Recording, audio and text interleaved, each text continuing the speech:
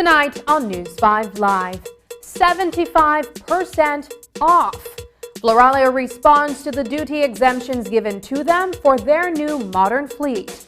Day 2 of strike action at the KTMH. Will the union continue into Day 3 tomorrow? How corrupt are government ministries? There's a survey with answers. And mutton and lamb should be on your menu soon.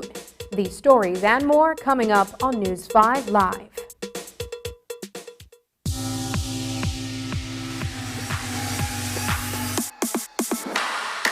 Sign up for Smart Share Plan and save big. Whether you're a small entrepreneur starting up your business, a student on a limited budget, or a family trying to save, this is the plan for you. With unlimited SMS, calls, and data, we help you save. Get up to 5 lines for as low as $30 per line monthly, only with Smart. Special offer alert! Trade in your old device and active SIM and get a Samsung A04e for as low as $85, plus 50% off your Share One plan for the first 3 months. Sign up today at any Smart showroom or sales manager countrywide. Now that's love. So this month, get your business going, share more memories with friends, and be ready for the day with Smart. Love is in the air, and what better way to spread love than with a Samsung Galaxy? Gift a Samsung Galaxy and keep in touch, share memories, and make new ones. This Valentine's, fall in love with our incredible deals with Samsung phones starting as low as $319 and the Galaxy Tabs starting at $389. Choose from a variety of models from the full Galaxy lineup, including Galaxy A03, A04e, A04, A13, A23, A33, A53, S20 FE, S22, S22 Plus, S22 Ultra, Tab A7, Tab A7 Lite, and the latest released Galaxy Z Flip 4 and Z Fold 4. Enjoy your device with peace of mind, knowing that your Galaxy device is protected by 1-year local warranty only when you purchase from authorized resellers countrywide, including Cellular World, Digi, Quartz, and Odette's Home Center. So make this Valentine's Day one to remember and spread love with a Galaxy.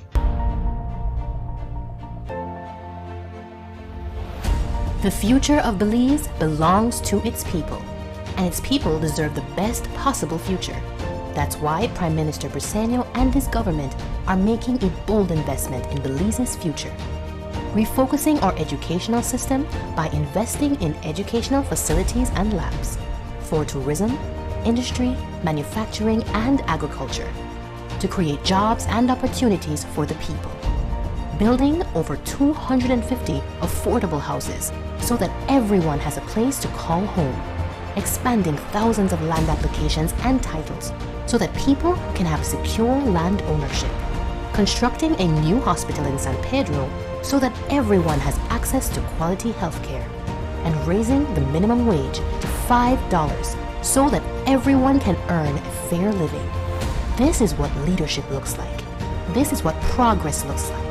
This is the future of Belize.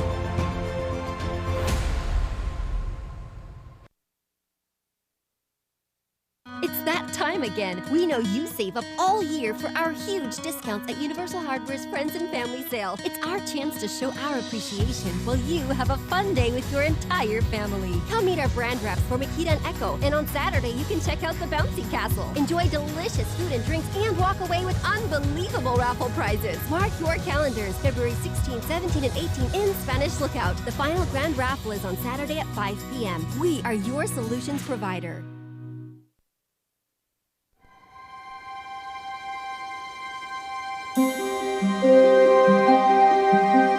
Something I get something good to come to me. On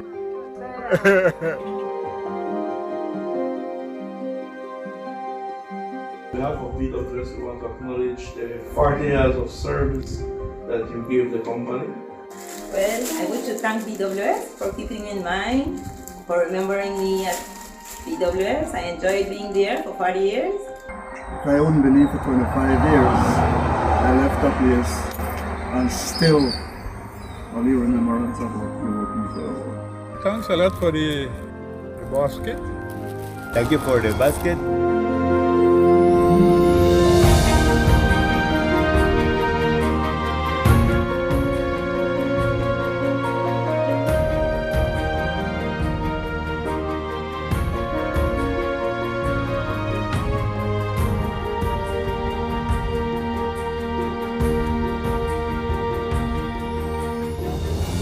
Appreciate for all you did for me.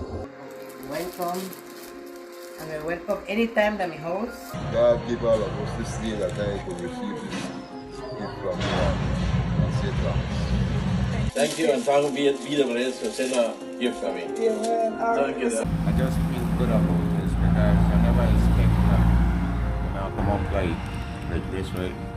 But I really thank God for everything, man. And I'm so happy.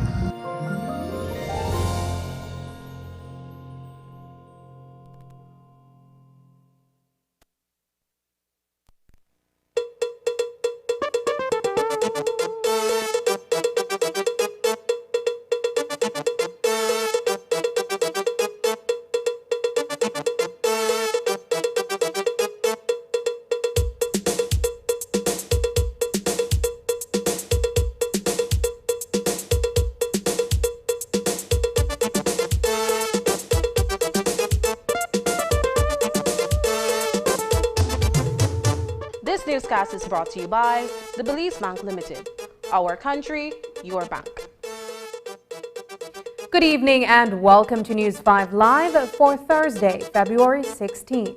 I am Sabrina Daly. It was day 2 of shorts in protest of shortages at the hospital. The KHMH Workers Union once again showed up to work wearing casual clothing. President of the KHMH Workers Union, Andrew Baird, called the media this morning to explain why. News 5's Marian Ali was there and files this report. The Carl Hirschner Memorial Hospital Workers Union members turned out in shorts and their union t-shirts again today. Their president, Andrew Baird, said that they had good reasons to do so. In fact, he called out the media to say that the KHMH has been targeting its members since the two sides met on Wednesday to resolve their differences. It was understood from the management team that they will not move forward to anecdote, make any attempt to send home any persons. I believe yesterday on the news, the CEO even admit that we had an agreement in that regards. However, 5 minutes after we left that meeting, we found out from one of our members that she was anecdoted by one of the directors who was in that meeting.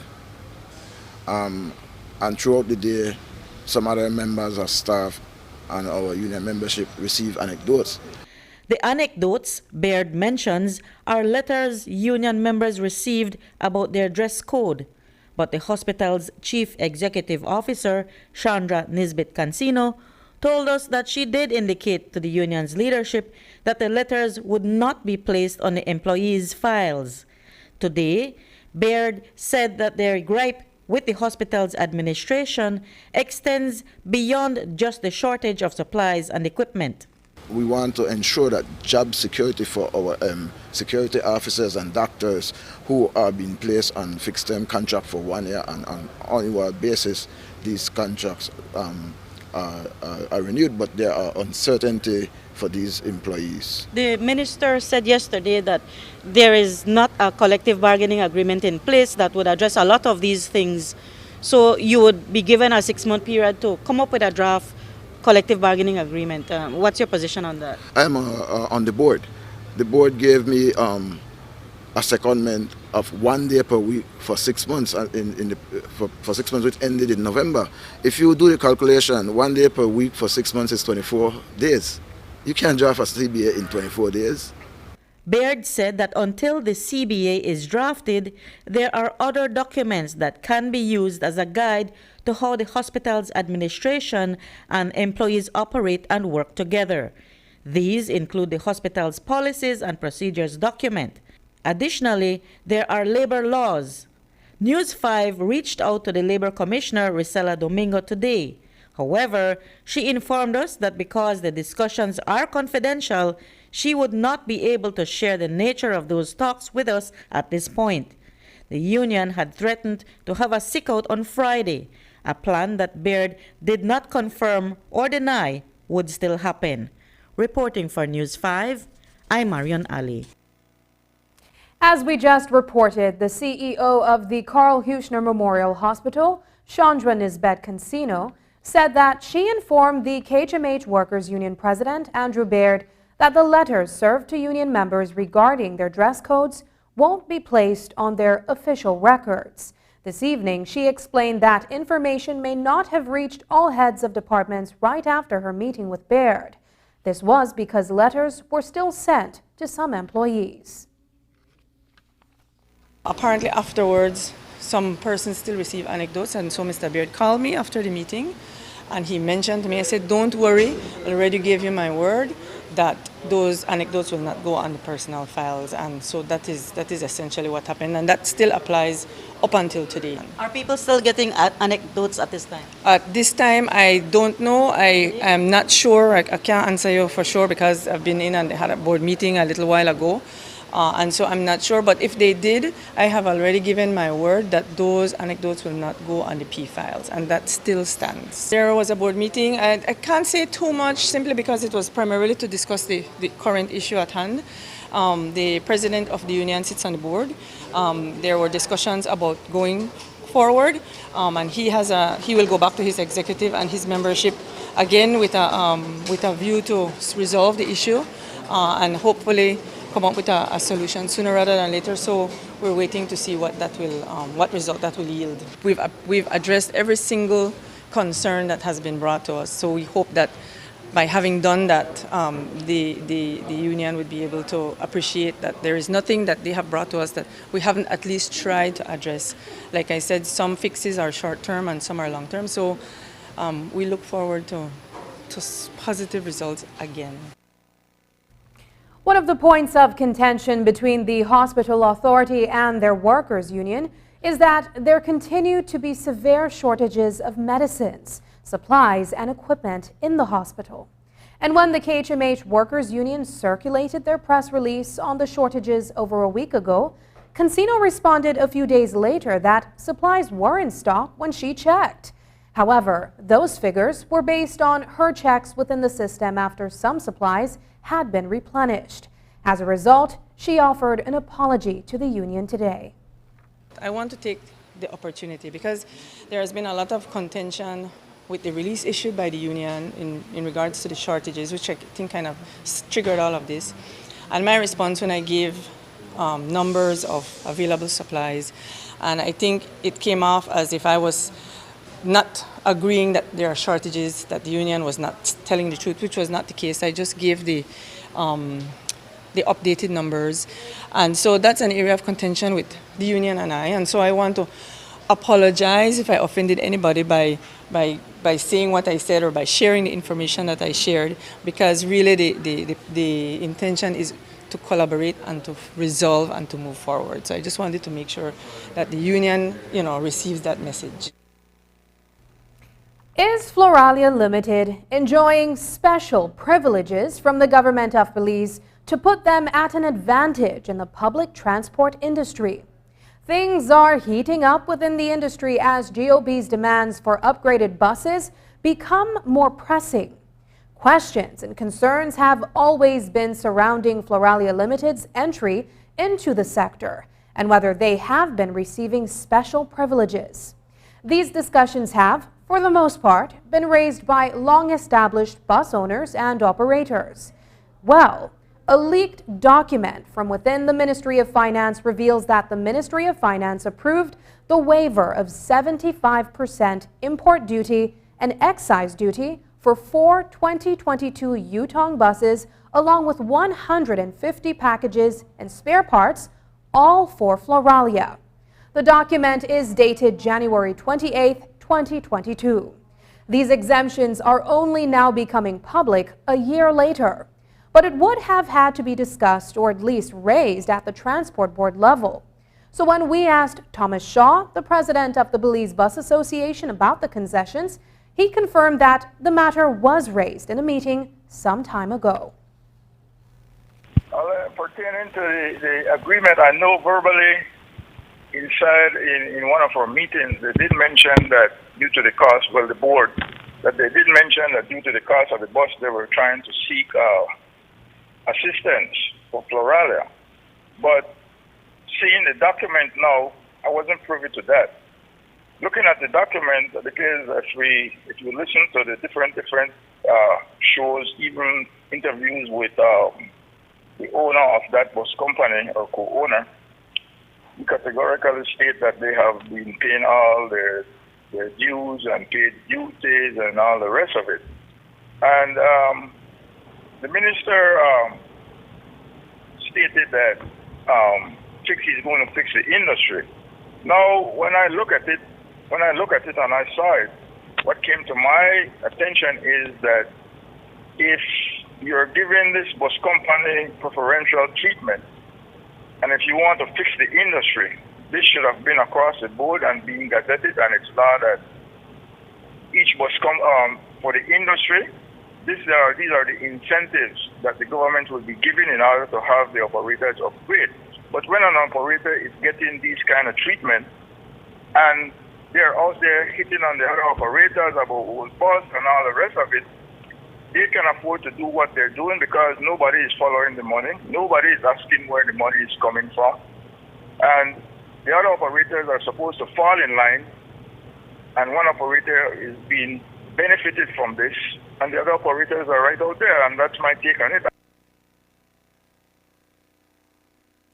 We reached out to Marvin Vanzi for comments, and he informed us that he was not available for an interview with us at that time. He, however, sent a written statement saying, quote, "Concerning taxation, Floralia paid GST and environmental taxes in full, which all Belizeans are obligated to pay.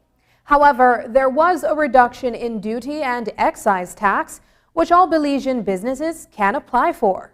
Despite this, Floralia still paid taxes in excess of $420,000 to the government of Belize for 6 buses. By comparison, any other bus operator importing the standard old school bus would pay taxes less than $20,000 for 6 buses." End quote.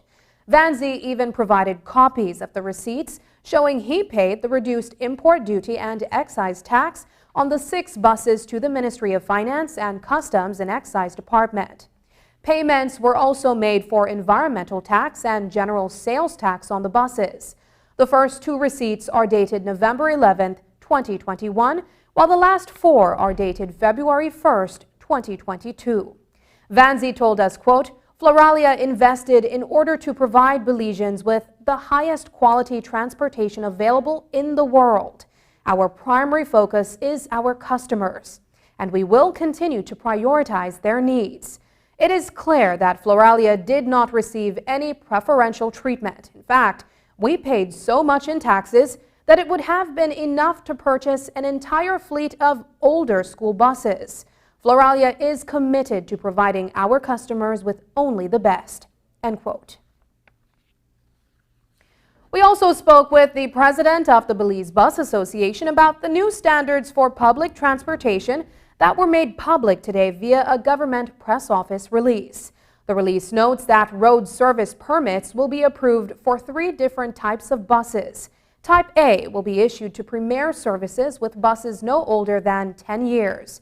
Type B will be given to economy buses no older than 20 years, while Type C permits will be issued to rural buses no older than 25 years. According to the release, the current fleet will be modernized by an average of 12 years through the enhancement. It was also noted that operators are expected to update 50% of their fleet by December 2023 and fully upgrade their entire fleet by the end of 2024. That again is something that has been going on, but the consultant came in, and I must categorically state that the consultant didn't make no recommendation for operators to have 50% of their fleet by 2023. That was told to me verbally in last month's meeting. Tell me operators XYZ. Now, in reality, if you want the operators to go in that direction, you need to do what you got to do. You have to empower your operators. By doing the same thing that you're doing for that big bus company, you need to do it for the small operator. Because we heard about they took us to National Bank. And in reality, on the ground, yes, we went to National Bank. But they only threw us on National Bank. Now the manager said, no, I could lend the money. But if they do that, they need a seat at the board. They denied that.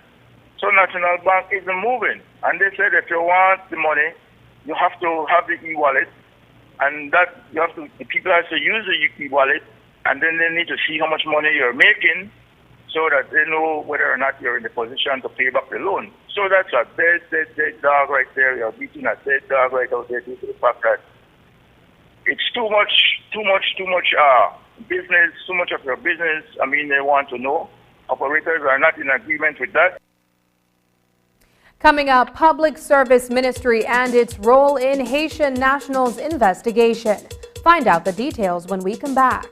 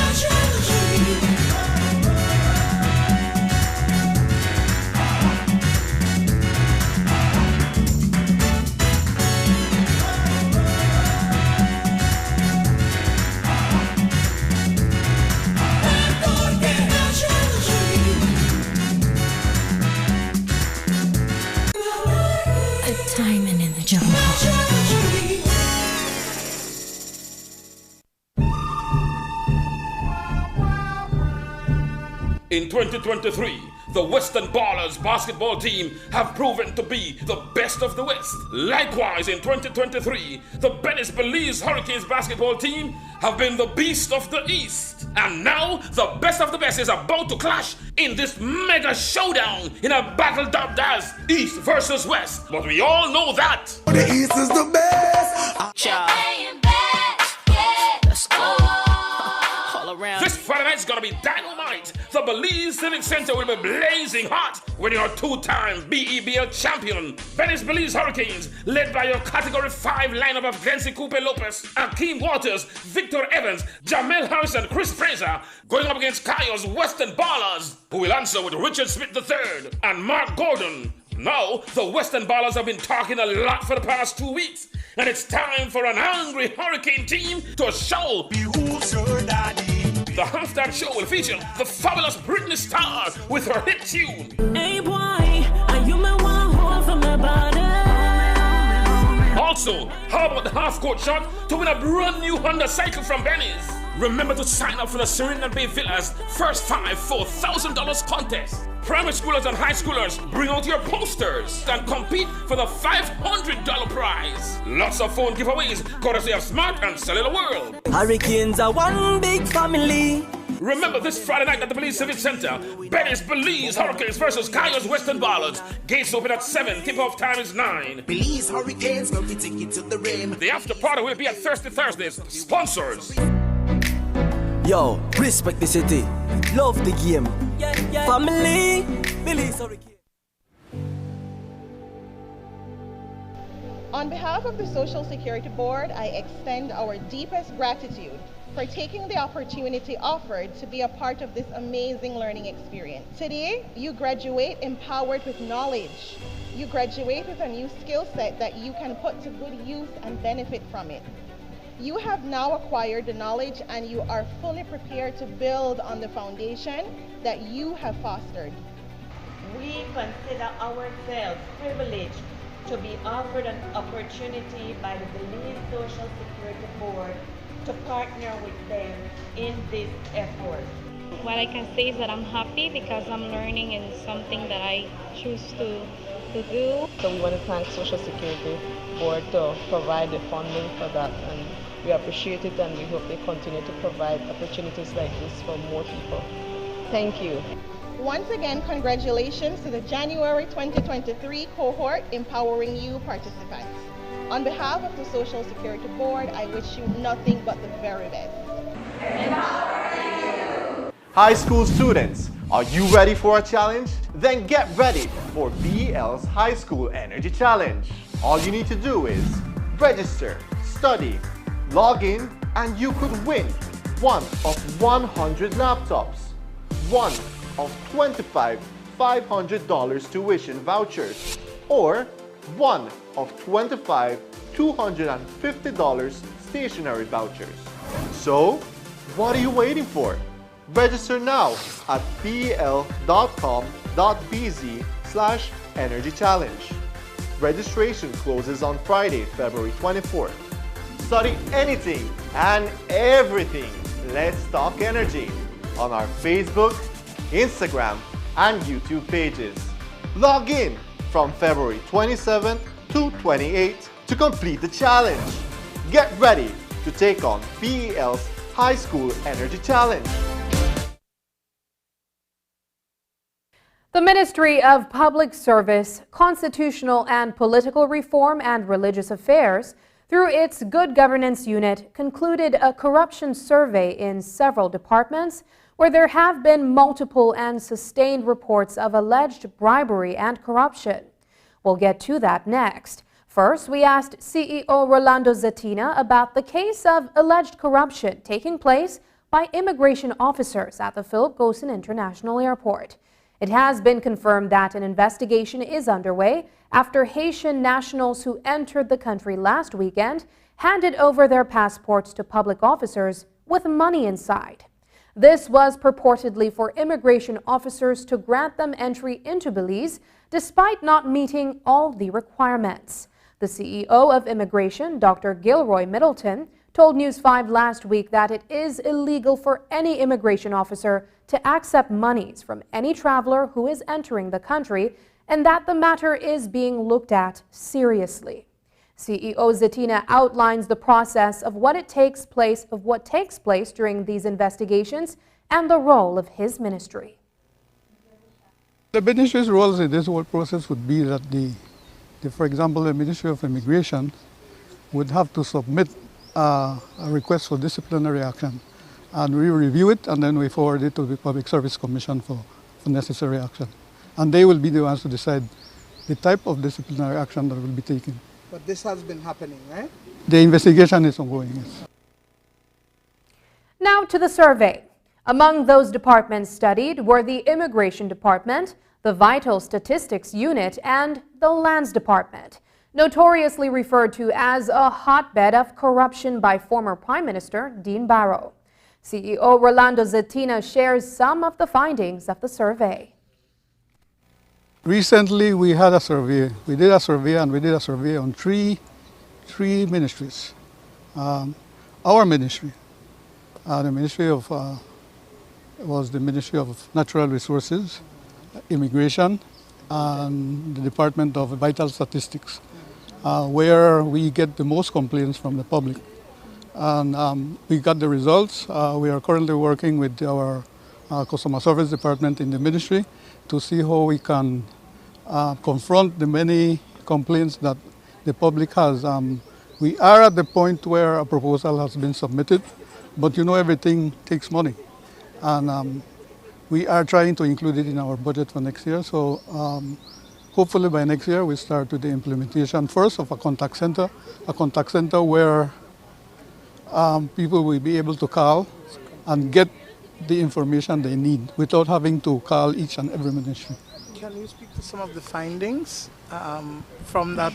If you can. If you can, Put me, I'll start there. you said it's all. Well, one of them was basically that sometimes you go into an office and people just don't give you the attention you want. People are rude. It takes too long to get things done, things of that nature. I don't have the report in front of me, so I cannot be as detailed as I would like to be. But yes, that came up in many instances and in a couple of the ministries where people said, well, you know, to get something, I had to pay. But there again, you see, that's why I said that eliminating corruption has to do with all of us. If they ask you, if any public officer asks you for a bribe, instead of giving the bribe, report it, make a complaint, put it in writing, and then we will address it. Without anything in writing, we cannot address it. It's just here is soup. Where are we with the implementation of UNCAC legislation? The previous administration signed the United Nations Convention Against Corruption.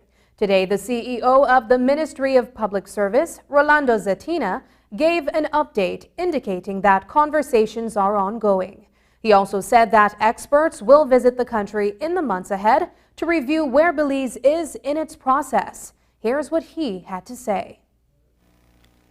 Our good governance unit is engaged in conversations with UNCAC, with United Nations Anti-Corruption Agencies, the MESICIC, which is the South American Caribbean Organization Against Corruption, and other initiatives. I know we hear the cry, sign UNCAC, but I must say that it is a process. It's not that you can decide on a date and then sign. It is a process where there are different country reviews. Right now, for example, in the next few months, we have people experts coming from the Marshall Islands, from Uruguay, to do a review on Belize to see where we are, if we are ready for UNCAC. And our good governance unit is working towards that in establishing systems that will allow us to sign the UNCAC. On Wednesday, the union leaders called for the government to legislate the Whistleblowers Act. This would allow public officers to expose, without fear of victimization, any act of corruption by politicians and any serious senior government officials. The CEO of the Ministry of Public Service confirmed that the bill was tabled, but that was all he could say about it. I think it's still a bill, but in terms, I think there's two bills that have been presented to the House: the Whistleblowers Act and the, I don't recall the name of it. It has to do with how you acquire your property. Where then, when that bill passes, you will have to explain how you acquired your wealth. I cannot speak on where we are because I'm not really involved at that level, but the Good Governance Unit is working along with Parliament to bring it to implementation as soon as possible. Today at Dream Valley Resort in Tea Kettle Village, Cayo District, an integrity innovation training commenced for public officers. It builds the capacity of the participants to provide training for others within the public sector, namely the Clerical Promotional Program, the Secretarial Promotional Program, and the Professional Development Program that includes a mandatory good governance module. News 5's Dwayne Moody reports. Public officers from a wide cross-section of government departments are once again engaged in capacity-building training as it relates to achieving a high level of integrity when carrying out their duties and services within their respective departments. CEO in the Ministry of Public Service, Rolando Zetina, says that it is about ensuring that there is good governance within the public sector. All that has to do with integrity and how we treat people, how we behave in the workplace, the things we do in order to achieve efficiency and effectiveness in the service and in whatever we do in our public lives. Because it starts with us, each one of us. Every little act that we do if it goes against the grain of good governance, it's an act of what we would refer to corruption. So it has to start with those. So this project encompasses the entire aspect of good governance. It started last year with a training of trainers course that included collaboration with Galen University. 39 participants successfully completed that program. Today, 12 were selected to be a part of this Integrity Innovation Lab project, implemented by the Love Foundation and funded by the U.S. Embassy. It's a real honor to join hands with partners on the ground, with civil servants, and also as part of this program with young change makers who are committed to changing how we think about social accountability challenges in Belize, and people who want to make a difference. At Accountability Lab, we believe that new narratives can be shaped and social norms can be changed to serve all communities, and especially those most vulnerable among us. Among the trainees is the Administrative Assistant Cordelia Belazer from the Civil Aviation Department. She and the other participants will now form a part of the facilitators pool for the training unit of the Ministry of Public Service. Numerous actions in which to help public officers to do the right thing, to lead a life of integrity even when no one is looking, just doing the right things at all times. So as a trainer, this training will really help to strengthen my capacity, and to give me that opportunity, give me all the necessary tools and guidance that I would need to ensure that within our respective workplaces that we are able to deliver better public services, which is the goal now, in order to be able to be a true servant often for the people of Belize. Things as simple as the importance of kindness by public officers when carrying out their duties are among the values that are expected to be taken away from the training. Sandra Diaz-Cadle is the coordinator for training and development within the Ministry of Public Service. When it comes to corruption, when it comes to lack of integrity, lack of accountability, we are all responsible. And as public officers, it is important for us to note how we contribute to corruption. With the little overtime, treating the public bad, taking home ream paper for your kids. These are things that we don't normally look at. We look at the politicians and, the CEOs, but it's something that encompasses everybody. It also calls into play the community, because the community is also a part of this corruptive process. Without their involvement, there wouldn't be need. They want the bribe, and they want service quickly. And so it's a combination, it's an involvement of everybody if we are to work towards this process. It will also help to weed out the ones who, are causing issues within the system as well. Yes, that is one of the objectives, and it is our hope, and that's what I said in my remarks, that each of us has to play a role, and it has to be internalized. It has to be internalized. If you as a person feel that it's not your responsibility, then it won't happen. It has to come from each and every one of us. Diaz-Cadle says that good governance is now a compulsory part of all in-service training programs for the public sector. Dwayne Moody for News 5.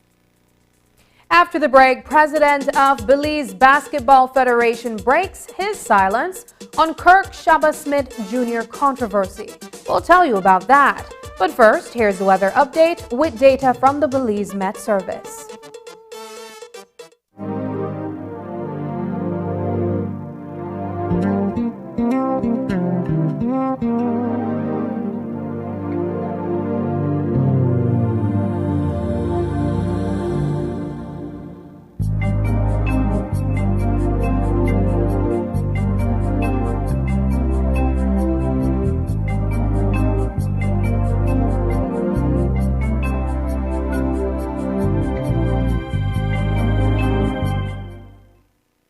¿Necesitas un proveedor de servicio móvil que te permita estar conectado con una cobertura LTE rápida y confiable en cualquier instante y desde cualquier lugar? ¿Quieres hablar con tu familia?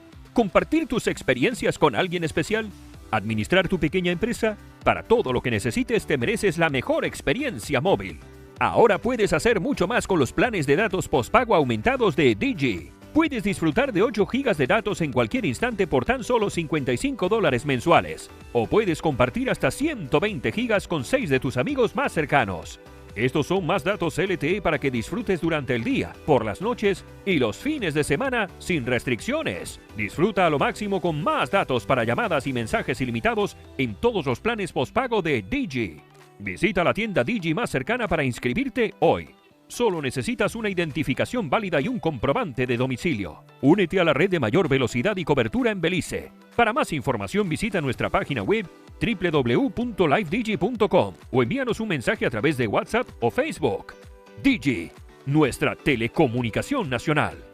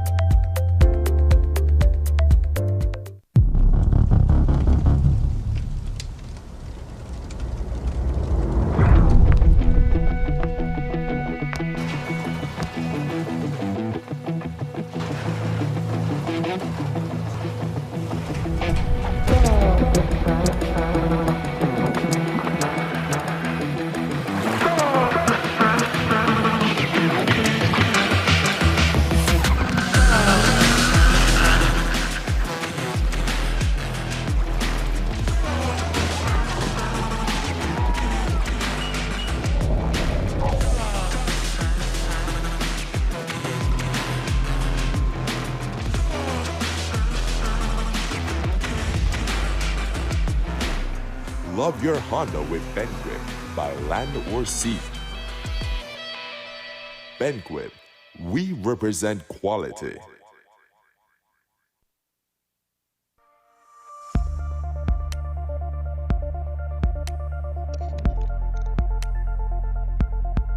Environmentally degradable plastics, or EDP, are plastics that are affected by a combination of environmental conditions that cause the plastic to break down within an acceptable time frame. They are specifically designed to degrade into carbon dioxide, water, and other biomass substances. The level of breakdown can vary based on standard test methods appropriate to the plastic. Click on the link below to see what you can do to help end the nightmare of single-use plastics. I'm Alison Castillo, and now you know.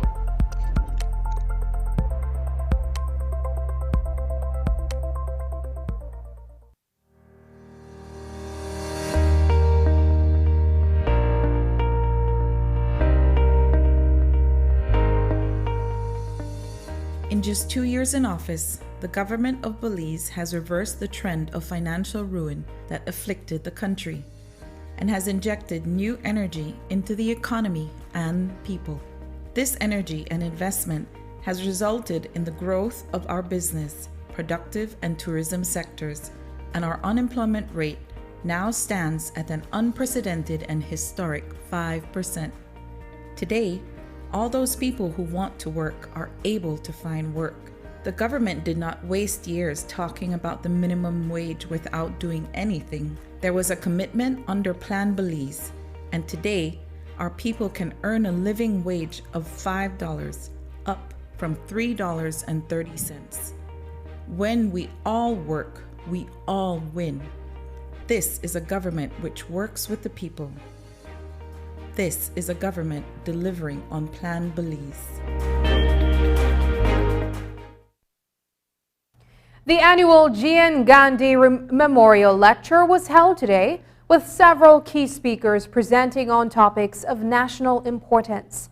The first presenter was a lecturer at the University of Belize, Melanie Smith. Smith spoke about talent migration and development. Talent migrants are people who are seeking better opportunities outside their countries of origin, ready to settle wherever they find better opportunities. Smith drew reference to the medical field in Belize to paint a better picture of how this migration affects us. Our definition of a talent migrant is a person with high levels of education, usually having completed a tertiary education and above, likely to have advanced technological skills and extensive work experience. Some countries define it in more specific ways. High-skilled individuals play a fundamental role in the development and prosperity of the countries in which they live. They carry out jobs that are key for economic growth through innovation and technological advances. They can propel countries into competitive global markets and help specialize labor demands. The sectors they work in usually have high levels of productivity, thus contributing to the creation of new jobs. The areas where they work can influence high-level policy and decision-making, ultimately improving access to service and living conditions in multiple domains. Countries that produce their own high-skilled workers are more likely to have a large talent pool from which to draw from, whereas countries that have a small talent pool experience slow innovation and labor shortage. Not a lot of data exists in terms of high-skilled migrants in Belize, but let's look at the talent pool in the Belizean context. In terms of the medical field, the number of registered medical personnel working in the public and private sector as of the end of 2022, we see that Belize relies on only 483 medical workers to service a country for over 400,000 people, of which less than 1/3 are medical specialists. We only have 11 opticians and 68 dental surgeons countrywide. Considering that we do not offer these degrees in country, majority would have migrated from Belize to earn a degree elsewhere, migrated back home to work, and a notable amount would also be high-skilled immigrants. Core of migration issues is the International Office of Migration, which has offices across the globe. In Belize, the IOM office is headed by Diana Locke. She shared with the audience the role of the IOM and migration in Belize. You have seen where there are so many changes that are happening in Belize today. The talk is about migration. The talk is about persons transiting Belize. There's a talk about amnesty. And I wanted to share with you that our role here is to work with the government to manage these issues that are arising. We offer support through the Assisted Voluntary Return Program to the government and to any migrant who currently lives in Belize who wish to return to their country of origin. We do this through the Assisted Voluntary Return Program. We are contacted by persons who wish to return to their country of origin. Once they qualify, we facilitate the return home, and on arrival home, they're not just deposited at the airport, but they're taken back to their homes. They're provided further support for a period of time thereafter to help them to ensure that they integrate. We have also done this during the pandemic for Belizeans who wanted to return back to Belize. We did this for, I think, about 65 persons who came back and had to be re-entered into quarantine. So we do provide those services. At this point in time, we are working very closely with the government on the amnesty, which is an opportunity for migrants, whether regular or irregular, in this country at this time, who fall into 8 categories. to become permanent residents once they qualify. So we've been doing a lot of outreach across the country. Jacob Leslie, the president of the Belize Basketball Federation and co-owner of the Belize City Defenders, has been in the middle of the controversy in the Belize Elite Basketball League, BEBL. Leslie's team, the Belize City Defenders, and the Belize Hurricanes have been clashing off the court over the signing of one player on both teams for this season of BEBL. Viewers may recall that the player Kirk Shaba Smith Jr. is accused of signing contracts with two teams for the 2023 season. The accusation against him is that he first signed with the Defenders, then signed with the Hurricanes. As a result of the allegations, Smith has faced consequences, which have resulted in his inability to play. Well, on Friday of last week, things came to a head when Smith took to social media to accuse Leslie of lying to the BEBL owners and the public. Smith published a voice note in which Leslie is heard instructing Smith to pretend that he is signing a contract. Today, we got to hear from Leslie, who argued that Smith took the voice note out of context. I would speak specifically to that particular order that he chose to play. Every team owner in this league understands that order when they hear it. You send a contract proposal to a player, he signs it and returns it to you. When he returns it to you is when you have him contractually obligated to you. What you want now is marketing material. So normally what I do is I ask for action photos that I can use, and I would ask you to go and pretend like you're signing the signature and take a picture of it so I can post and announce the signing. So I asked him to pretend because I already had the signed contract. There was no reason for me to tell him go and sign the contract. I said pretend like you're signing it because I already had the signed one. How was this contract signed, by what means? I emailed it to him and he put his digital signature on it. Not only the digital signature at the end of the contract, but also in all the pages that you have to initial. This was sent to me via his email. I forwarded that email thread to the commissioner. The accusation is that the signature was copied on to the contract. How do you respond to such an accusation and prove otherwise? Again, we have the email thread where it was sent from the person's personal email address. I can't copy a signature that I don't have. So how can I copy your signature and place it on a document and I never have receipt of a signature for you? I don't have your signature, so I can't copy it. What was shown on the media or in his post was a scanned copy of a document, right? But again, I can't copy a signature that I don't have.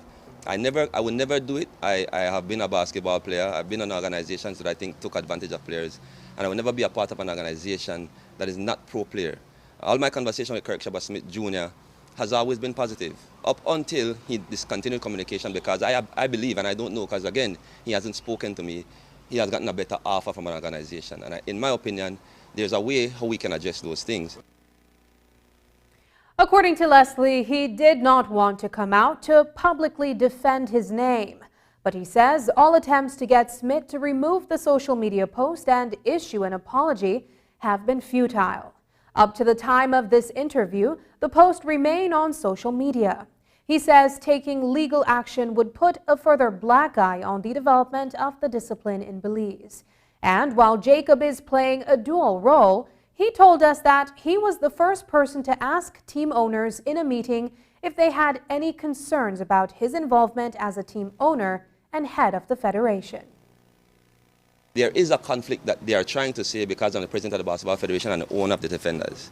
I want to make it clear that the first meeting we had to restart the league, I was the one who brought that to the table. I said, all right, owners, I need to understand how comfortable you are because I've just been elected the president of the Basketball Federation and I'm a part owner of the Defenders.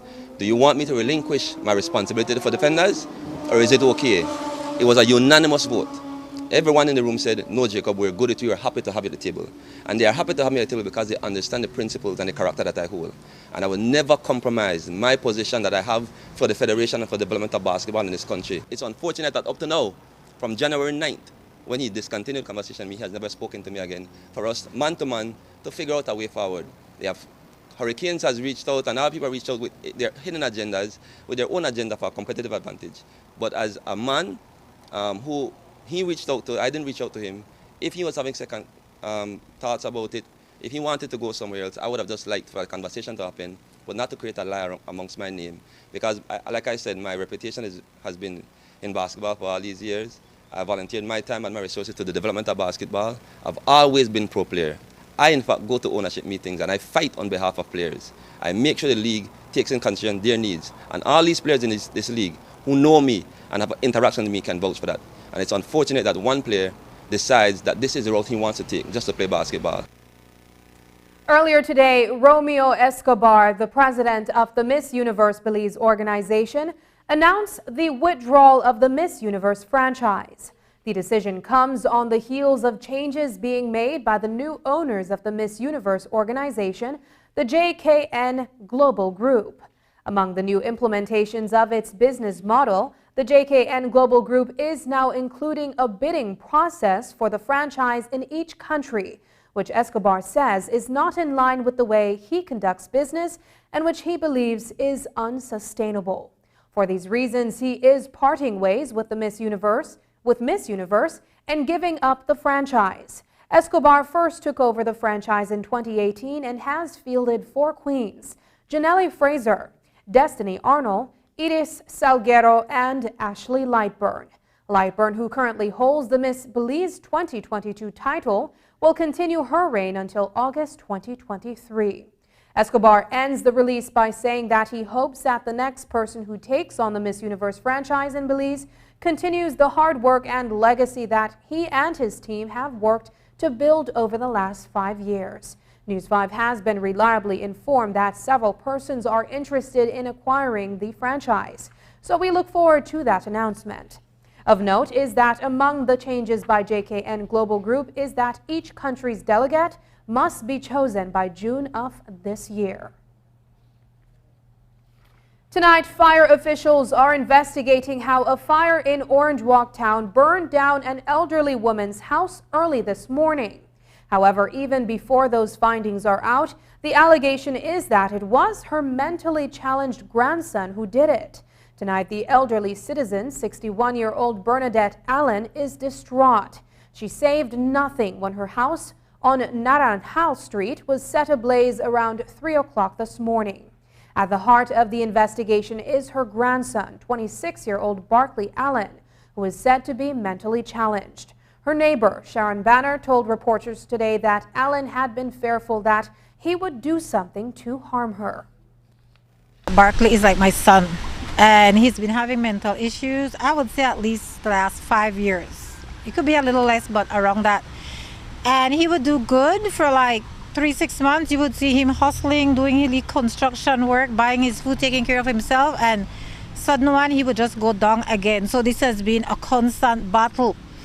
And it is sad because his grandmother has been trying. She has made, I don't know how many complaints to the police station. She keeps telling them he's going to burn my house down. Sorry to laugh, but she keeps saying it. She keeps talking about it. Yesterday I saw her, and that was her concern, that Barkley would burn her house down. She took out, I think, a couple summons to try to get him out of the yard for the same reason. They have no electricity, so he charged his phone at my house. We give him water, we give him food. The last time he was sick, I was washing for him, giving him 3 meals a day, but he needs more than that. He needs more. Barkley is very, very troubled, and he needs a lot of love, and he needs a lot of support. When we return, children with orthopedic conditions get tertiary level care from visiting medical team.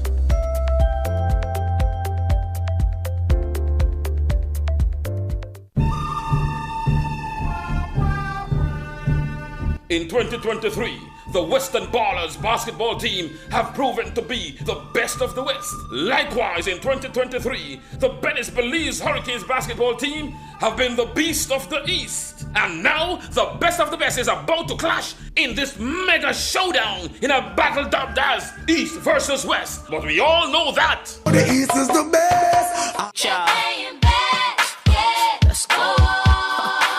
This Friday night is gonna be dynamite. The Belize Civic Center will be blazing hot when your two-time BEBL champion, Venice Belize Hurricanes, led by your Category 5 lineup of Glency Coupe Lopez, Akeem Waters, Victor Evans, Jamel Harris, and Chris Fraser, going up against Cayo's Western Ballers, who will answer with Richard Smith III and Mark Gordon. Now, the Western Ballers have been talking a lot for the past 2 weeks, and it's time for an angry Hurricane team to show. Behoves your daddy.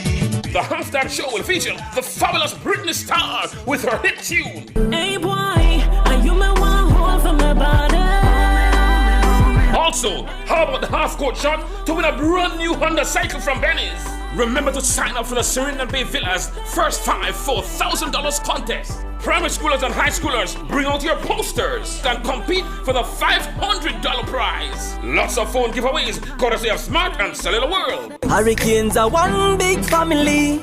Remember this Friday night at the Belize Civic Center, Venice Belize Hurricanes versus Cayo's Western Ballers. Gates open at 7, tip-off time is 9. Belize Hurricanes go get ticket to the rim. The after party will be at Thirsty Thursdays. Sponsors. Yo, respect the city, love the game. Family, Belize Hurricanes. Smart introduces Real Unlimited Postpaid Plans, providing customers with unlimited talk, unlimited text, and unlimited data. Now that's a real great deal. With Smart Plus, Share 1 and 2, and Enterprise 1 and 2 plans, you can talk as much as you want, text as much as you want, and for the first time ever in Belize, you can enjoy unlimited data with your postpaid plan. So come in and sign up for an unlimited postpaid plan and enjoy limitless possibilities. In addition, other plans such as the Flex Junior, Choice, and Select have been boosted with a lot more talk, text, and data, providing you with the best value for your budget. Be unlimited with Smart. It's time to power your dollar with Smart. Taking its name from the venerable father of the nation, the George Price Highway stretches 77 miles from Belize City to Benqueviejo. Originally built in the 1930s, this cross-country highway system is the artery that links Belize to Central America at the western border with Guatemala. That connection facilitates overland trade, supporting Belize's economic development. Winding its way across the scenic countryside, the George Price Highway from Roaring Creek to Esperanza has been fully reconstructed to meet international standards, with particular emphasis on road safety. A shorter and hassle-free commute is best enjoyed when everyone obeys the traffic laws. To reduce the number and frequency of road traffic accidents, it means that a seatbelt must be worn at all times and the speed limit observed when traveling along the highway. It also means that pedestrians must use sidewalks and crosswalks where available. Buses should only board and discharge passengers at a designated bus stop. Road safety is everyone's responsibility. It begins with you.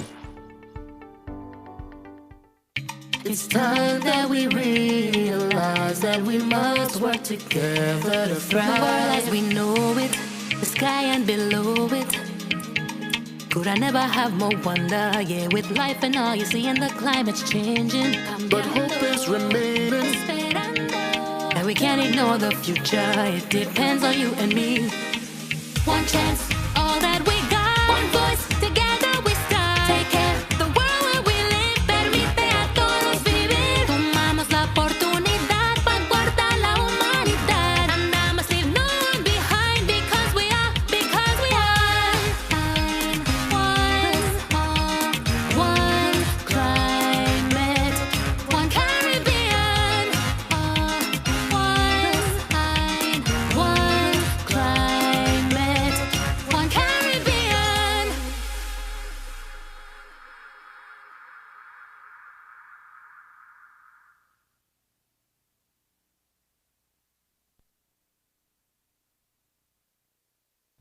This morning at the 44th CARICOM Heads of Government meeting in Nassau, Bahamas, the leaders of member states met with Prime Minister Justin Trudeau.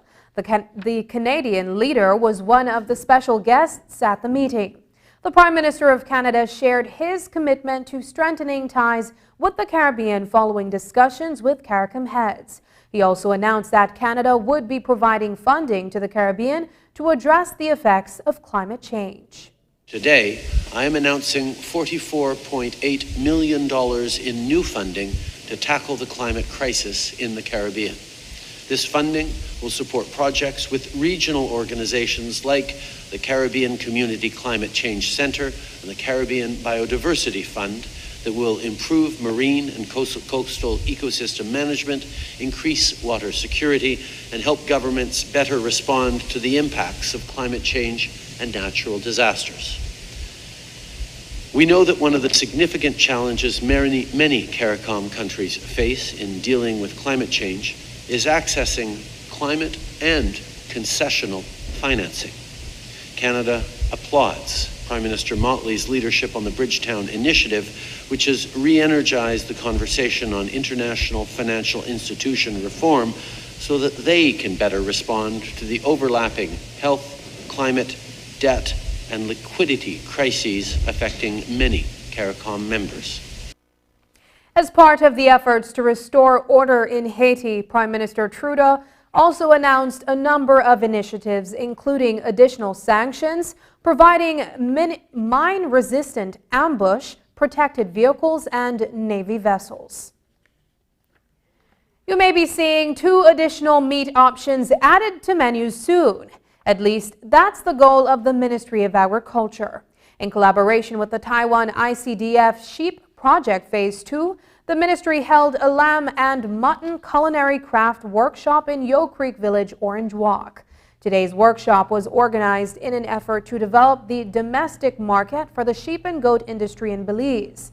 The course was designed to train seed instructors and sheep farmers in lamb and mutton preparation and cooking. This was done to increase the consumption of lamb and mutton products in Belize. The training included sessions on carcass preparation, meat cutting, ingredient preparation, and the cooking process for stew lamb, lamb chop suey, and barbecue lamb. 50 participants, including butchers, restaurateurs, and sheep and goat farmers, were present. Through the efforts of the World Pediatric Project, Belize office, children and babies who are struggling with orthopedic issues are this week receiving the medical attention they need. The orthopedic surgery mission has treated nearly 70 children, and many require surgery that would not be possible without their expertise. News 5's Marian Alley spoke with the local organizer of the World Pediatric Project and the visiting specialist. Children born with mobility issues because of conditions such as spina bifida, club feet, or cerebral palsy, and who would not ordinarily have access to advanced level care, are getting that attention from Sunday up until tomorrow. It comes through a joint effort by the World Pediatric Project Belize branch and Colorado's Children's Hospital. Candy Stillett is the program manager for the World Pediatric Project in Belize. We work along with our local physicians. They review the case. They provide us with a medical summary, which is very important. A lot of times we have parents come to us and say, my child needs to get flown out, my child needs certain services. Some of the services are available here, and when that is available here, we work along with the local doctors to get the services here. The children are being attended to by a team headed by Dr. Aaron Boyles from the Colorado Children's Hospital in the United States. The surgeries that we're doing are enabling them to continue to walk and be able to walk and walk efficiently, and that's one of the main goals that we have.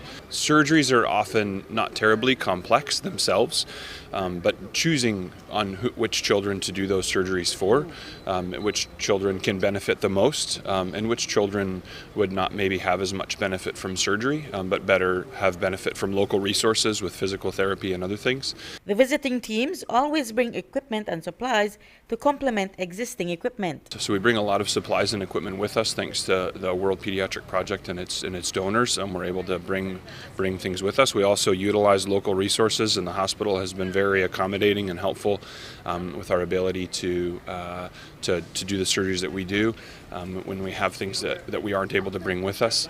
But there are times when the help needed is not available in Belize. That is when arrangements are made to have those children sent to the United States, such as is the case currently with one particular case. We have a child with osteogenesis imperfecta, and that's a condition here that requires special equipment and expertise that's not available here. So the doctor has already identified the case, and we're planning to work on that case to send that child to the U.S. for surgery. We do see some conditions where the local resources limit our ability. I think the most striking one would be the limited physical therapy resources. Some of these children require very intensive physical therapy after surgery. But we've also been just wonderfully amazed and blessed to see how the children and people of Belize overcome some of those limited resources and still have wonderful outcomes from their surgeries. 19 of the children will have received surgery by Friday. Meanwhile, another mission will be in Belize in a few weeks to provide the young patients who need braces and other forms of orthotics to support their mobility. Reporting for News 5, I'm Marian Ali. Dr. Boyles indicated that the procedures and therapy could run in the tens of thousands of U.S. dollars per child. Up next, recognizing the past, looking to the future, the sale of coconut water. You know the saying, desperate times call for desperate measures. What do you do when you get to a dead end? Sometimes life just doesn't go the way we planned it to go. And when you're in those seasons of life, what do you do? Where do you go? Who do you turn to? Join Sagebrush Church as we begin our series, Dead End Desperation, where we'll talk about following God in some of the hardest moments of our lives. Be sure to visit sagebrush.church or download the Sagebrush app for locations, service times, and more. You could still come over though, if you actually move or something. Oh my God, I can't believe this happened. Under the bed or in the closet, which one? I got 3 boys. I need them to be better men than me. I mean, better men than we. Please don't go wind up. Who has stopped me? Hello? Who has stopped me? Which one I want to? For We Family Season 2 begins January 26 at 8 p.m. on Channel 5 and on News 5 Live's Facebook page. Brought to you by the National Commission for Families and Children in collaboration with the National Parenting Task Force and UNICEF.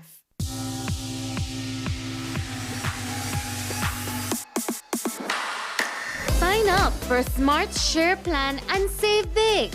Whether you're a small entrepreneur starting up your business, a student on a limited budget, or a family trying to save, this is the plan for you.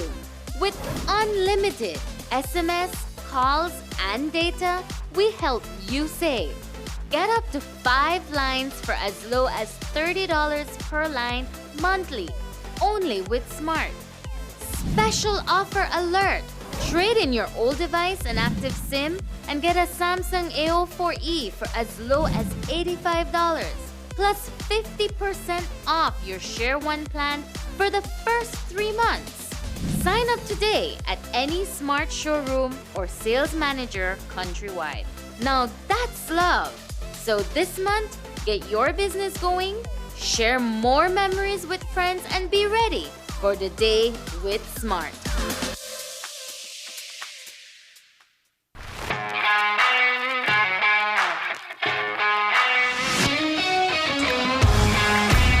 Messi!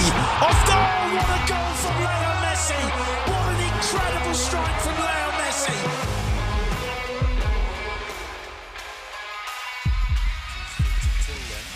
Neymar and Messi is standing over this. Messi! Off goal! What a goal from Leo Great entertainment stays with you, and we bring you great entertainment. Next Gen, the ultimate digital experience.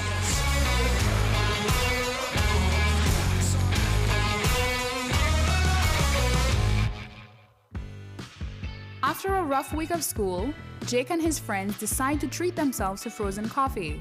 And since they don't have cash on them, they decide to use eCash.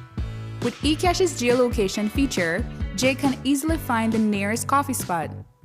With eCash's built-in option to split bills, Jake can pay the bill and his friends can reimburse their portion of the bill. Jake scans the merchant's code and confirms payment. Jake then views his transaction history and taps on the transaction recently made, then taps the Split the Bill button where he selects the Evenly option to evenly split the bill. The application splits the bill automatically. His friends receive and accept the request. Geolocation and splitting the bill via eCash makes Jake enjoy his digital lifestyle.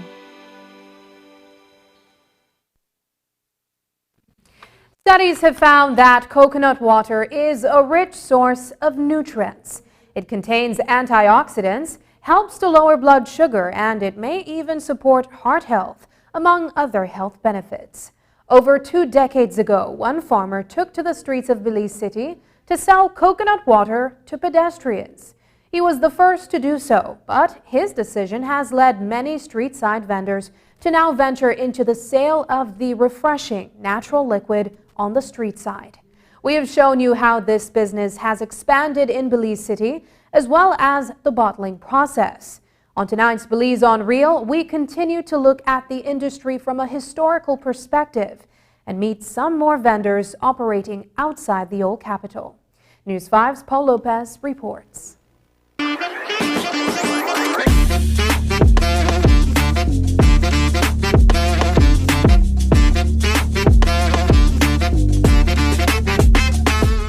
We have shown you the growing number of street-side vendors selling coconut water in Belize City. You've also seen how their operations have a symbiotic relationship with companies that sell single-use plastic bottles. Today, we sought to hear from more of those vendors. This time we traveled outside of the city limits into Ladyville, where we met Giovanni Serini, his wife, and their toddler under a tent selling coconut water. The couple only began selling the product 3 days ago. We just started like 1 week ago. 1 week ago? Yes. Tell me why you got into doing this. Because we prefer to start to sell some coconut water because it's our benefits for our family because we have the school close to us. Yeah. And you have your sons in the school? Yes, I have 1 daughter and 1 son, and the baby. As history tells it, selling coconut water along highways began over 2 decades ago in Belize City. The first person to do so is said to be a man who is known by the name of Mr. Roland. Our attempts to track him down proved fruitless, but we did talk to someone who knew him. Hugh O'Brien, the program manager for citrus and diversification in the Ministry of Agriculture, was a close friend of Mr. Roland at the time. This guy Roland from Georgeville is, you would want to say, is the pioneer of the selling of coconut, green coconut, for water purposes on the street side. And he started in Belize City. There was nobody selling in San Ignacio or in Belmopan or anywhere else. And this one of his friend, Melvin Mendoza, used to sell plants. He was the first person who started selling plants out of the back of a pickup on the highway as well. Melvin Mendoza from Unitedville would park in front of Palote, and Roland would park in front of Melvin. And so they would talk and chat. But those 2 guys, coincidentally, were the first 2 people in Belize, one selling plants on the street side, the highway side, and one selling coconut for water on the highway side. And today, we witnessed a similar operation method whereby coconut water vendors and small businesses selling other products like vegetables share the same space. This is a much different approach from the vendors in Belize City, which operate in isolation for the most part. Unlike Giovanni, who is only a week into selling coconut water, Braulio Escovel has been in the business for about 2 years. I tried to do a little business with vegetable first. The business never good, so one guy will sell coconut water tell me, hey, put out coconut business. So I start. Well, actually, I start first with a small load, And then I see it start to make good money and start to work with it too. My product is natural and I don't mix it. Like say some people mix it for get more water. I don't know. I'm not sure. Understand? So you don't mix it? I don't mix it. Go ahead. If you want to mix it with whiskey. No, nothing else. This small industry has come a long way from its origins over 2 decades ago, with dozens of street-side vendors now selling coconut water across the country. We don't have to go too far. You guys did a story on fresh coconuts being sold in Belize City alone. There's at least a dozen. And then in San Ignacio, during market days, you can find people in San Ignacio, and you find them at the speed bumps along the Western Highway selling coconut water. And you find them down south at the junction in Belmopan. So it's a very, very common. There is at least, I'd say 25 people around the country who are now making an income of selling coconut water as a fresh product on the street side. And while you can get coconut water from street side vendors, a variety of bottled coconut water is available in local supermarkets. Big H is credited as the first company in Belize to bottle and sell coconut water on the local market. The Harrison brothers, Richard and Orlando Harrison, launched their fresh bottled coconut water at the Agriculture Show in 1998. The Harrison brothers, Richard Harrison and Orlando Harrison, started buying coconuts they would buy from farmers who would come in and deliver coconut by pickup load to the Big H processing plant in San Ignacio, opposite Sacred Heart College. And he launched the Big H coconut water, the first coconut water product that was ever on the Belize market, locally produced, and that was sold in the supermarkets. In 2014, it was estimated that the local coconut water industry was valued at more than $4 million, with more than 500 persons earning a direct income from the industry. Today, hundreds of thousands of acres of coconut trees are planted across the country as large investors seek to grab hold of the increasing global demand for coconut products like oil, milk, and powder. But these street-side vendors like Braulio and Giovanni are certainly here to stay. Well, actually, you see the roadside, most vehicle pass, and I sell in front of the college. Well, we got more people who pass by the roadside. This is one main road. Like I said, it's my first week, so kind of slow right now because I don't know, maybe we don't have not too much customers, or I don't know, but kind of slow right now. Will you stay? Will you continue to do that? Of course, I will fight because, like I said, I have my family. I can't give up. Reporting for News 5, I am Paul Lopez. And that's the news. Tonight's broadcast is available in both text and streaming video at channel5belize.com, on our Facebook, and on YouTube. I'm Sabrina Daly. Thanks for joining us, and from all of us here at News 5, good night.